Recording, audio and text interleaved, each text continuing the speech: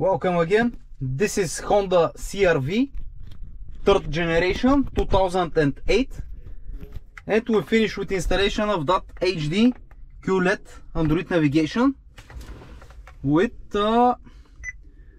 6 GB RAM, about device, Android 14, HD screen, octa-core 2 GHz CPU, 6 GB RAM and 128 GB internal storage. We also installed a Japan camera, Pioneer, rear, steering wheel controls works, mode button, changing stations or songs,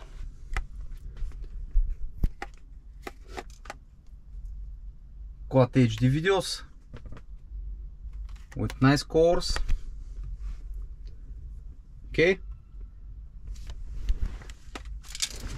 that's it from us. If you have any questions, write a comment, I will answer. Thanks for watching.